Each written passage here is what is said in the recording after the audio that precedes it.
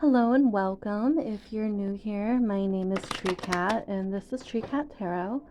On my channel, we do monthly zodiac reads for the upcoming month. I am a big believer in looking at each of your big three in order to get the fullest look of what your upcoming month is going to look like, or if you're using it for a week, a year, what have you. So for example, if you're not sure how that works, say you are a Pisces sun, Gemini moon, and Taurus rising, you would look at all three of those videos to get the fuller scope of what your upcoming month is going to look like. I would prioritize your rising sign first, and then your moon sign, and then your sun sign. Just as a basic, from an astrology point of view, of accuracy. However, you do have free will, and you are always encouraged to use your own discernment to decide what feels right to you and what does not. Your intuition is ultimately your best guide. I just read cards. So, if that all resonates with you and you are a Gemini, sun, moon, or rising, then go ahead and stick around. And I'll let you know how we're going to do this. So I have these lovely oracle decks that you've been watching me shuffle. And we're going to first draw some cards from them to get some clues and ideas about your upcoming month of February. And then we're going to refer to the tarot, this beautiful, my first deck ever. And we're going to use the tarot to take a look at an overview of your month of February. And then we will also draw two cards to take a look at your love and relationships, career and finances, and your health and spirituality. These are super fun readings, in my opinion, and let's see what February is going to have for you, Gemini.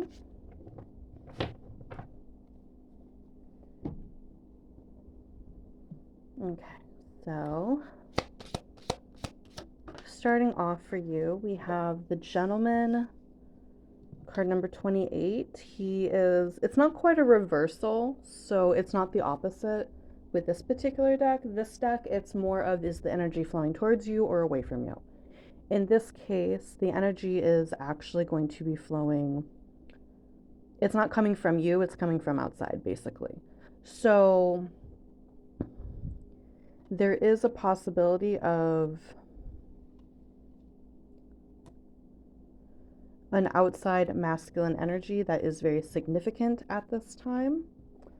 Masculine does not have to be necessarily a man. It can be a feminine who has masculine energy. It can be someone who is gender neutral, who exhibits a lot of masculine energy. And the way we identify masculine energy primarily is somebody who is, I did that backwards. Somebody who is logical, is about doing, who is competitive, who likes to get things done. I just heard movers and shakers. That's not even, like, I know what that means, but I don't really know what that means. So that might be a phrase that is more familiar for you. What is the scenario? We have, I need to get grounded, but first blank will get me centered. Telling my ego to shut the hell up. Considering that you are a Gemini and have a Gemini energy, you probably suffer from overthinking quite a bit. And actually, it's funny because I was talking to my roommate earlier about the ego. And I also wrote some stuff on my affirmation board regarding the ego. So the ego is essentially it's there to keep you alive, right? The ego is the super conscious part of the brain. It's there to keep you alive, and it basically collects memories and scenarios and files them away as this had a good outcome, this had a bad outcome, this hurt, this didn't, like, kind of thing. That's how the ego separates things. Okay, So, from that standpoint, all the ego is really meant to do is keep you alive. That's its only job. Its job is to keep you alive, and its job is to be correct. Or it's not that its job is to be correct, but the ego likes being correct, right? Um, so, a great example of how this can function in a way that is healthy for us is, you know, you don't go down a dark alleyway because based on watching films and based on maybe stories people have told or your own personal experiences, that that is generally a dangerous thing to do. And it generally, there are people, not that there are people there, but there could be people there who are willing to hurt you, right? Or maybe feral animals that might come at you because they're starving or whatever, and territorial. So that's a way in which the ego functions pretty well, right? You're going to look at that dark hallway and you're going to go, that dark alleyway, and you're going to go through a very quick process of bad idea. Bad idea that will get me hurt. Let me go keep going down where I see light, right? An example of when the ego can do more harm than good is, say you have a dream to become a doctor, and but maybe you're not great at, like, you're not terrible at chemistry, you're not terrible at it, but you could use practice. You could use some practice, you could use some tutoring, you could use some extra attention. I don't know how much chemistry actually comes into being a doctor. Science was not my forte, but I digress. So, so your logical brain, your ego, is basically like, maybe I shouldn't go towards that. I don't have a natural talent for chemistry. I'd have to put in extra hours, and a doctorate is already 12 years, right? That's your ego's way of trying to keep you safe. Okay, the ego is simply seeing that it would be a harder pathway for you. It is seen that it would require extra work. It is seen that there is a possibility for failure. That is all your ego is seeing. It is not seeing that maybe you have a strong passion towards it.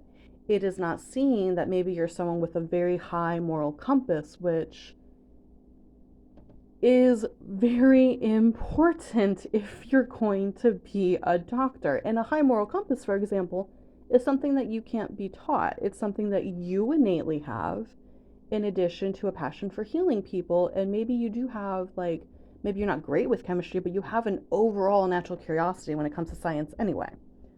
So that is an example of a time in which your ego would actually be impeding you more than it would be helping you, right?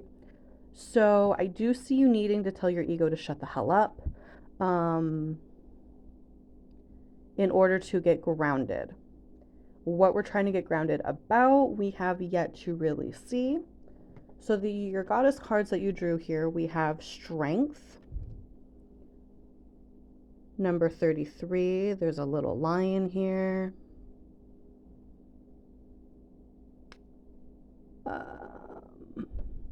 I'm pretty sure that's Ishtar. We're going to look at the book in a second, but I'm pretty sure that's Ishtar. So she could be calling out to you. We also have Forgiveness, Compassion, and Kindness, card number 12. In the world of numerology, even though 33 reduces to 6 and 12 reduces to 3, the fact that 12 does reduce to 3 makes me think of 3. Then you have 33 over here. That could, like, if that feels like a stretch to you, don't take it. If you're sitting here like, yeah, Tree Cat, I'm with you. Maybe 3s are totally something like a sign for you right now. Maybe something will come to you in terms of 3s. I feel like when it comes to learning to trust ourselves and learning to go against our fears and to go with what it is that we actually want to do, I feel like a combination of strength and forgiveness is often very necessary, right? because you have to be willing to forgive yourself for times in which you've tried things and they didn't work out. That does require forgiveness, because if we don't forgive ourselves for those moments, instead we get filled up with shame, and that shame prevents us from going ahead and trying anything else that we want to try that might scare us. And then strength, quite obviously, well, that is what you have to pull out of you in order to go towards the things in which you would like to do. With the gentleman here, what I'm getting in particular is maybe someone is coming towards you who exemplifies a good deal of masculine energy. And you are learning from this person how to pull masculine energy out of yourself, how to direct it, how to use it to create structure. Okay? When it comes to achieving goals and achieving our dreams, a balance of masculine and feminine energy is actually a very good thing to have. It's a good thing to have regardless. So everybody has both masculine and feminine energy, whether you are a man, a woman, gender neutral, gender fluid, whatever you identify as, everyone has both energies. As I explained earlier, masculine energy is structure, it is logic, it is productivity, it is going forth and doing the thing, it is linear. Feminine energy, on the other hand, is emotive and creative and intuitive and nurturing, right? So the dream itself, the goal, whatever it is you're wanting to do, the desire is feminine energy. Cultivating it, nurturing it, giving yourself the nurturing that you need in order to feel like you can go towards it, right? This is all feminine energy. And navigating things with your intuition, listening to your gut, right? In terms of masculine energy, that is for figuring out, okay, we have this larger goal. What steps get us to this larger goal? What do we need to do? Who do we need to talk to? And the daily discipline to do the things in which you need to do.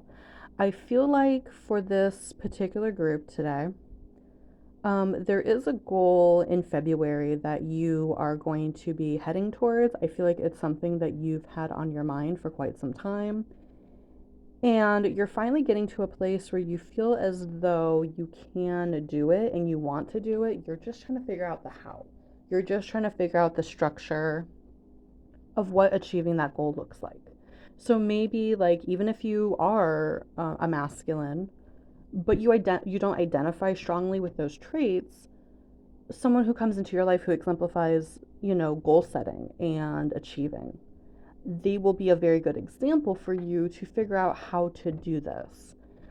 It's also possible with the number 28 here that you meet this person on the 28th of February, which is pretty late in the game. Let's go ahead and see who these goddesses are. Like I said, I'm pretty sure that's Ishtar.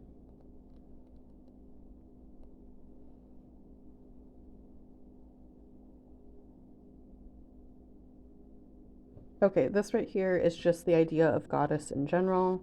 I'm going to read you the affirmations out of the book for these particular ladies.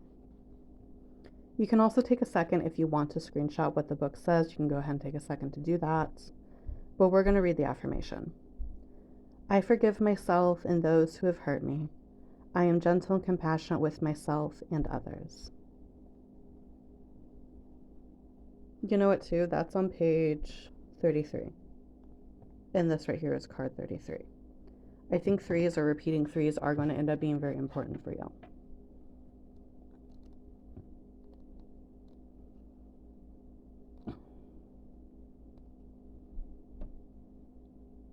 Oh, Lord, I got that wrong. Okay. Well, actually, I don't know much about, I'm not as versed in Sumerian. Is this Sumerian theology? I'm not as versed in it. So, I mean, go ahead and comment if you are versed in it, like, help some of us out. So that's not Ishtar, but it is, I apologize if I say her name wrong, Inanna. And I believe they are aspects to each other. I'm not exactly certain on that. Again, you can take a screenshot if you would like. But this affirmation says, I am strong and impervious to any negativity. When I connect to my inner strength, all things are possible. Yes, that's what we've been talking about here. How connecting to your inner strength in order to turn your dreams into a thing of reality, right, Gemini? So let's go ahead and take a look at your general February. It's so weird. Yesterday, I was having a really hard time shuffling these cards. As you can see, they're as big as my hand. Yesterday, I was having a really hard time shuffling them, but today, I feel like I'm really not, which is awesome. Gemini does rule the hands, so maybe your hands are going to be working for you better than they normally do. I don't know, or maybe your dexterity increases at this time. Okay, so we have the Two of Swords reverse. We have the Knight of Earth, which is, again, this is masculine energy. And the Knight of Earth is like so good when it comes to learning how to create our realities. And you have the Magician.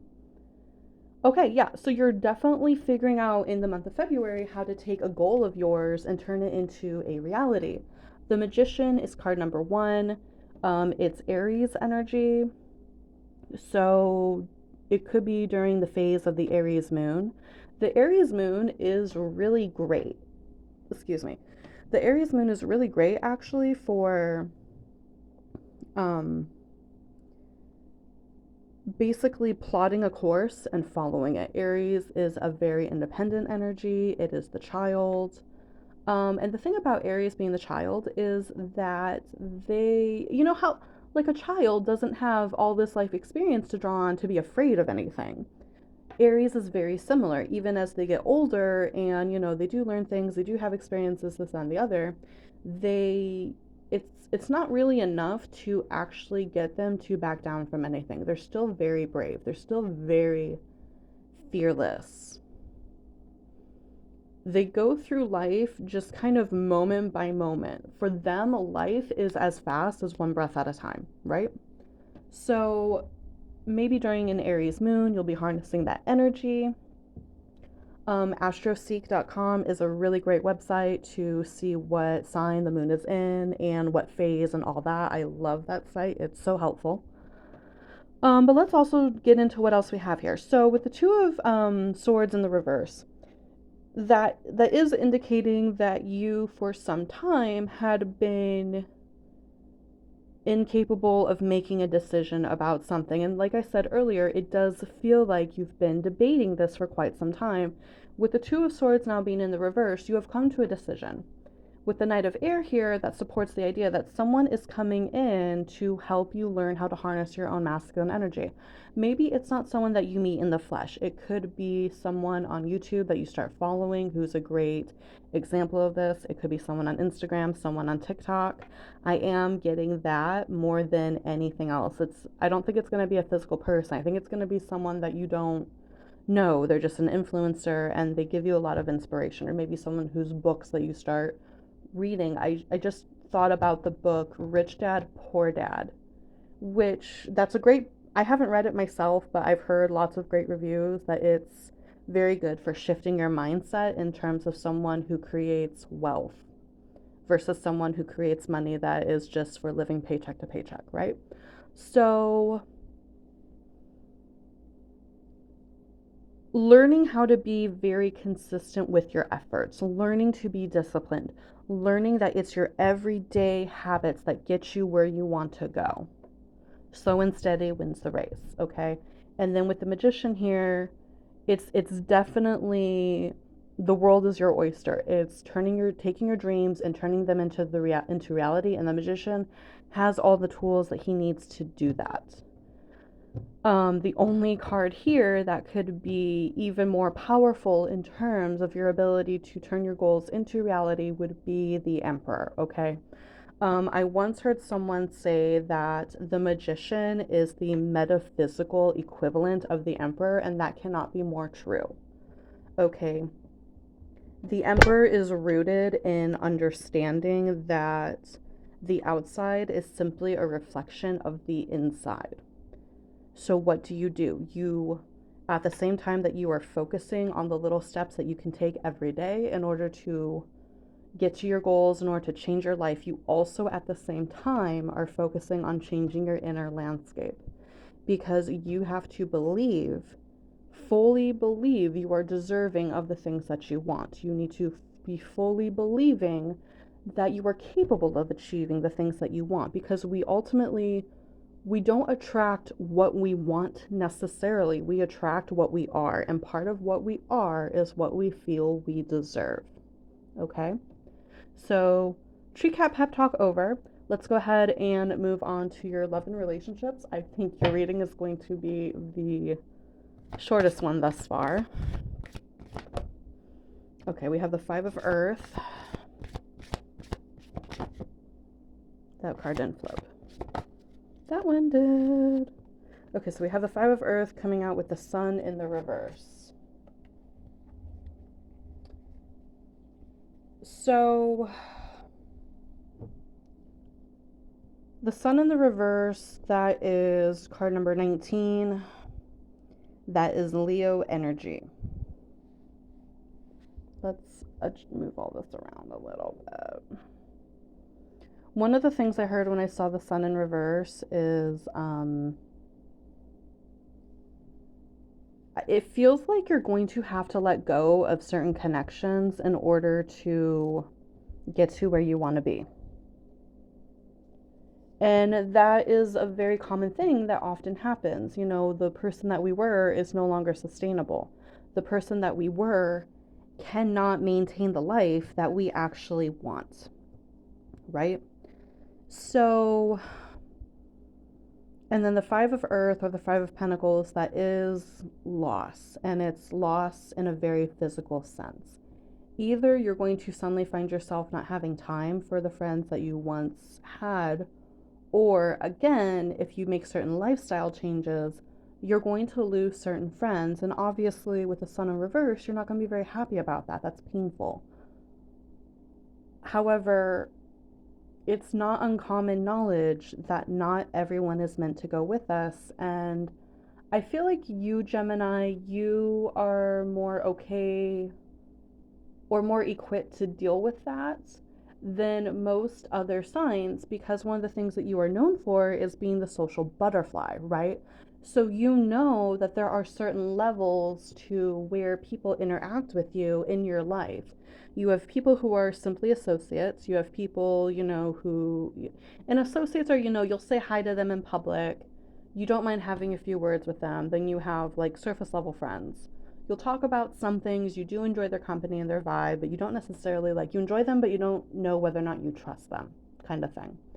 Then you have regular friends, and you have close friends, and you have best friends, you have people you consider like family, you have coworkers, so on and so forth.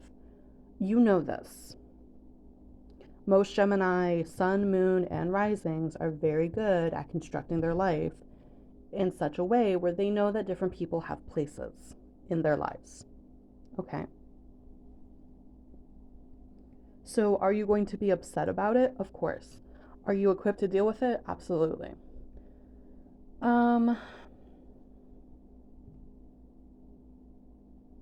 Okay. Don't tell the other piles that I did this. Don't tell the other signs that I did this. I feel like I want to draw a moon. That one fell right out. Interesting. I'm not going to take that necessarily. I feel like I want to draw a moon oracle card for you specific to this. Because I feel like it's a lot of pep talk in terms of you can do this, you can achieve your goals, you're going to have everything that you need, blah, blah, blah, blah, blah. Like, it's a lot of pep talk like that. But I feel like there isn't a lot of how do you deal with something, right? So we're going to draw a moon oracle card for how you can help cope with this. That's the main way that I like to use this deck. Okay, so how can you cope with the changes in your social group?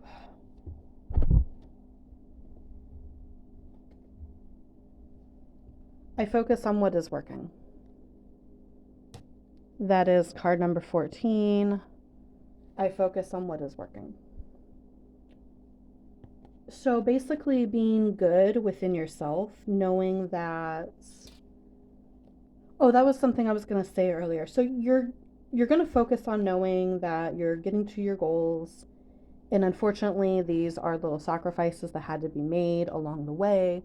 But you know that other people who are more aligned with your goals and with this new life that you're creating are going to come in to replace the people that you lose. Some people are here for entire lives, and some people are here for a season. You know that.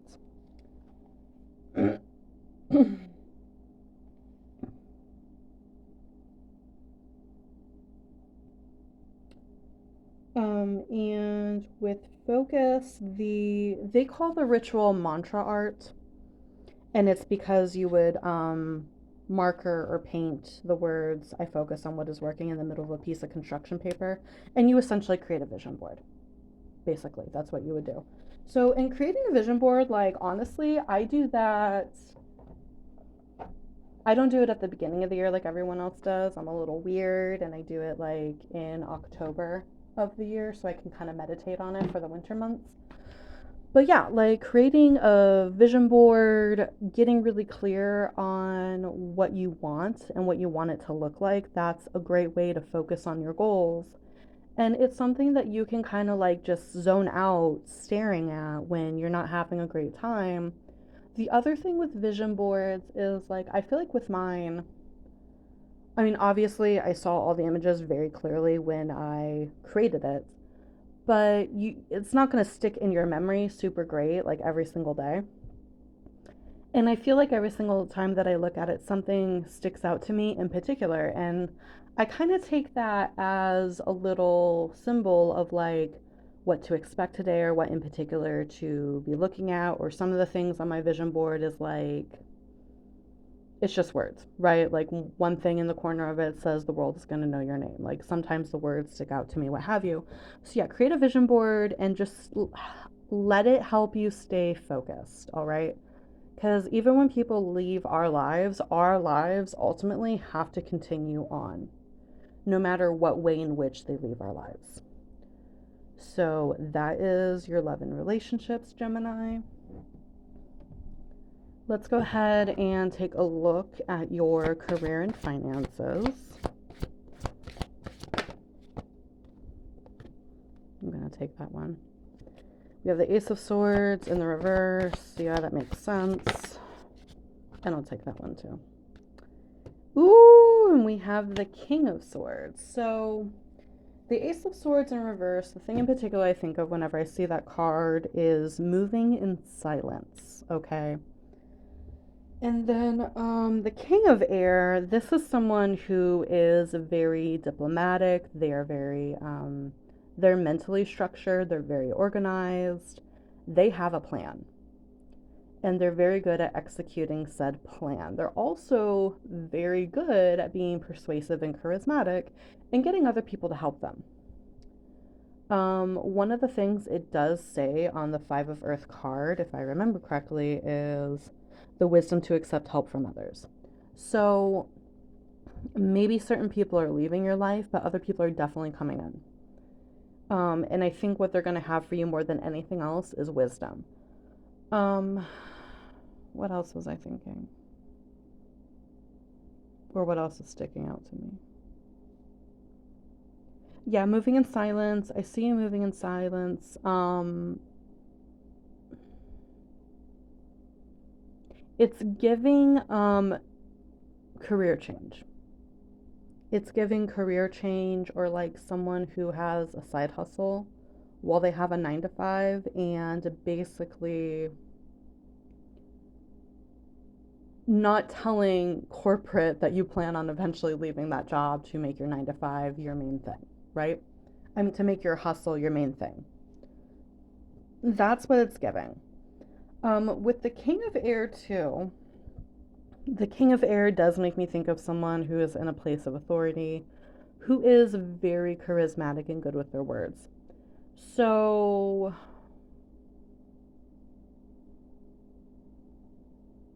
you might have one mentor or one confidant in terms of someone you can talk to about the things that you're thinking and the things that you are planning and how to navigate that. But just one. And if that does not sound right to you, do not take it. Do not jeopardize your financial situation. Okay? Um, hmm. Actually, too, if you are someone who works a 9 to 5 and you have a side hustle, that would make a lot of sense in terms of like people leaving your life. Like, you don't have time to be social anymore. You don't have time to party anymore. And now you have to be super choosy about who you spend your time with. Who do I really resonate with? Who do I really enjoy? Who do I find rejuvenating? Who do I find inspiring? Who is a really great cheerleader for me? Those are the people that you need to surround yourself with.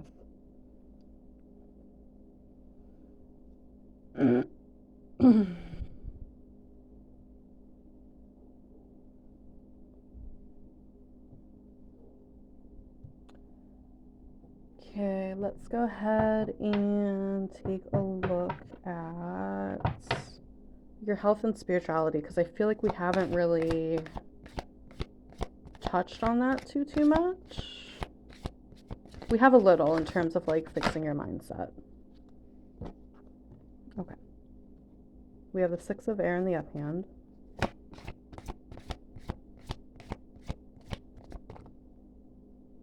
That's way too many cards. I'm not taking all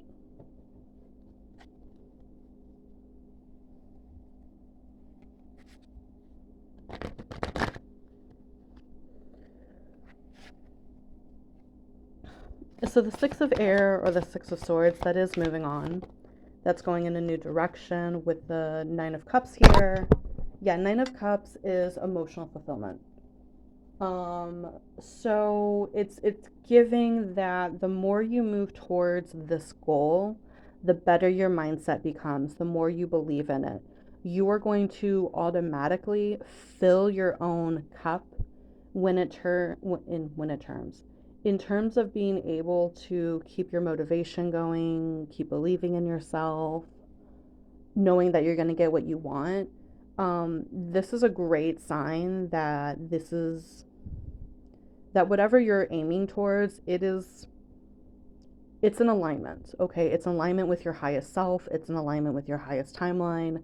When spirit wants us to go ahead and do something, when we are finally in alignment to do something and it's totally like something the universe wants for us, they will do what they can to like move shit out of the way for us, even if what they're moving out of the way for us is our own head. Okay, so this is all I have for you, Gemini. Thank you for coming to your reading. I hope it was helpful to you. Go ahead and check out your other signs as you see fit, and I will see you again soon. Be good, be safe, and love and light to you. Bye.